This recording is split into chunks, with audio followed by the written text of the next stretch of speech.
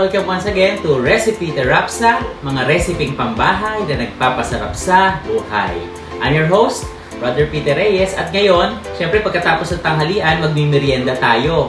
Isa ito sa mga exciting nung bata pa ako pagkakain ng tanghalian, medyo magsisiesta, o pagkagising naman, kakain na ng merienda.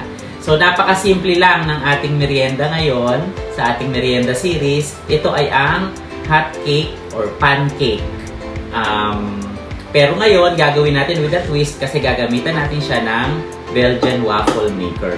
So, kung yung mabili yung waffle mix or yung hot cake mix ay just add egg, just follow the instructions na lang kasi merong mga waffle mix na just add water. Eh yung nabili natin, kailangan lagyan ng itlog. So just follow the instructions na lang, madali lang naman. So ituturo ko sa inyo ang instructions at ang ingredients. Ito ang mga ingredients.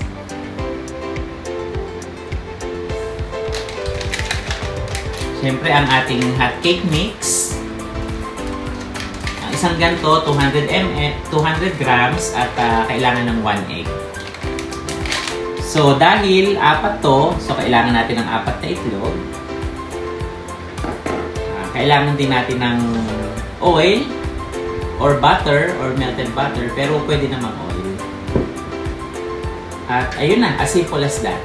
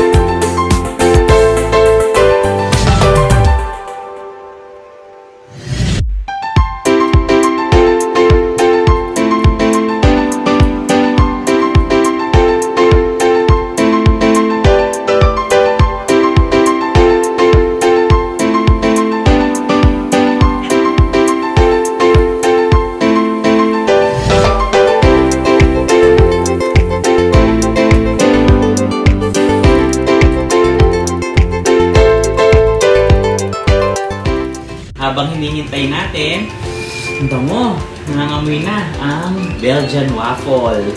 Konti na lang. Ready na. Ayun. O, tingnan nyo. Wow! Ito na ating Belgian. Ang ganda ng pagkakaluto ng ating Belgian waffle. So, magsasalang ulit tayo. Huwag kalimutang pahira ng oil para hindi siya mamimikit. Though, non-stick naman yung ating lutuan.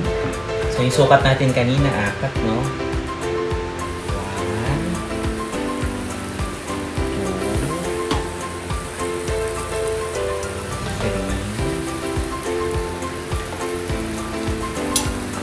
2,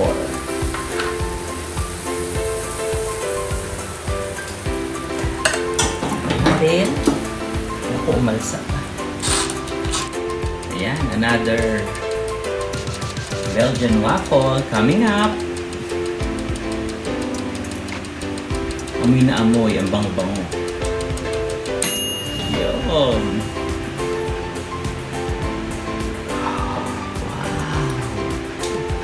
Alam niyo itong lutuan na to, napaka-convenient. Oh.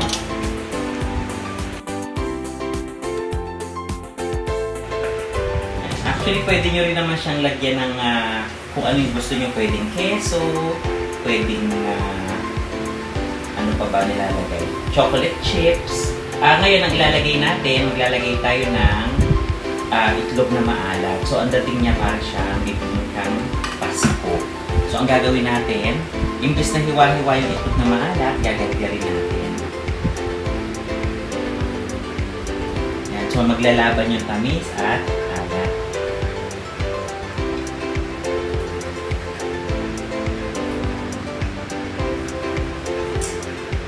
Yan.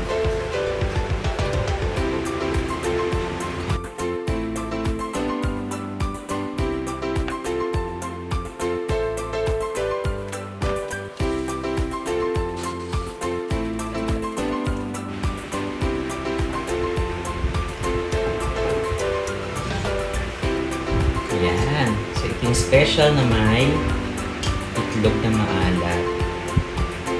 So, this is requested.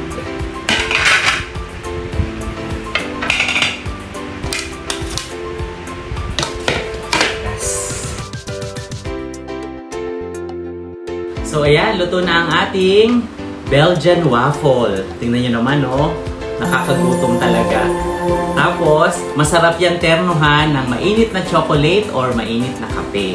So, ngayon, titikman muna natin ang ating Belgian waffle. At medyo social ng kaunti dahil marami tayong mga toppings na pwedeng ilagay.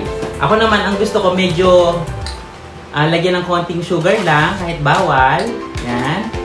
Medyo ito-torch lang natin ng kaunti para magkaroon ng konting sunog-sunog.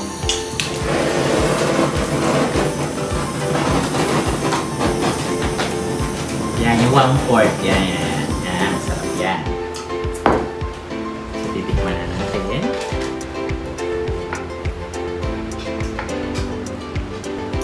Actually, marami kang pwedeng ilagay na toppings dito. At pwede pong lagyan muna ng butter bago mo. Sarap. Hindi masyado nag-caramelize yung sugar pero masarap na rin. So, bakit tayo may upuan dito? Siyempre, meron tayong guest. At ang ating guest ay walang iba kundi si Mr. J.M. Ignacio. Welcome to the show. Hello, may baon akong Swiss Miss. Wow, bagay ang Swiss Miss dito sa Belgian waffle. Actually, yung kanyang Belgian waffle, meron siyang request. Anong request mo dyan sa Belgian waffle? Pinalagyan ko to ng salted egg. Pero syempre, hindi ko siya makita dahil nasa loob siya. Oo. Pero titikman natin to later. So, salted egg, pwede ka rin maglagay ng keso habang niluluto. At actually maraming pwedeng ilagay ito. Merong butter syrup, merong strawberry syrup, merong nata de coco, honey, at peanut butter. Tapos merong Nutella, syempre. Merong, ay ba't may bagoong dito? Hindi kasama tong bagoong. Hindi rin kasama tong chili oil. Ayan, merong strawberry preserve. Ay, close up mo, less sugar, pwede sa akin to. Kaya huwag niyo akong papagalitan, ha? Ayan, less sugar. At isa to sa favorite ko. Mahilig po ako sa latik. Pero karamihan po dito bawal na sa akin. Kaya ito lang ang pwede sa'yo. ito lang ang pwede sa akin. Sugar-free maple syrup.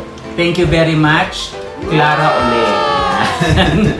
So, ayan, titikon na ni Sir JM ang kanyang Belgian waffle with salted egg. Parang gusto ko rin tikman. Sana masarap siya. Yan, siguro ang tingin ko dyan na parang lasang bibingka siguro siya, no?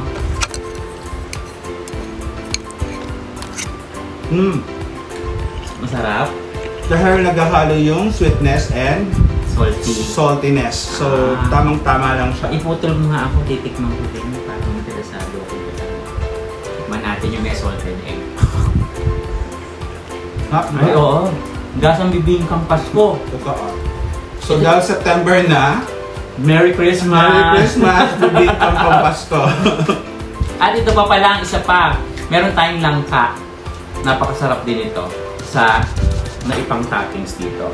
So meron ka bang mga babatiin, Sir JM, sa yung office or sa yung pinagkakaabalahan? Actually wala masyado, pero shout out sa mga office mates ko dyan sa Taga-Probe. Hello! Saka si Veron, yung pinaka-pogi kong friend. Hello Veron! Minsan mag-guest ka rito Veron, hihintayin kita. Saka namin kita siyang sugar. Yes. Ayan, so habang na-enjoy namin to, again, kung gusto nyong magpa-shoutout, magpa-guest, or mag-comment, just comment down below. At don't forget to like, comment, share, and subscribe. And don't forget to hit the bell button para sa mga latest updates. Meron akong isasabihin sa inyo. Alam nyo ba na si Sir JM ay isang pastry chef? Kaya magkakaroon kami ng showdown sa pagluluto. Kaso sa kanya, iba yung mga niluluto mo. Pero nagluluto ka rin ng mga ulam, Sir JM. Pero more on baking at pastries si Sir JM. Ano pangalan ng iyong bake shop? Meron ako, follow nyo lang sa Facebook, Mamertos. Makikita nyo na kaagad yun doon. Okay, yun. So again, maraming salamat sa inyong pagsubaybay sa Recipe Terapsa. Thank you very much. At again, mga resiping pambahay na nagpapasarap sa buhay. Until next time, bye!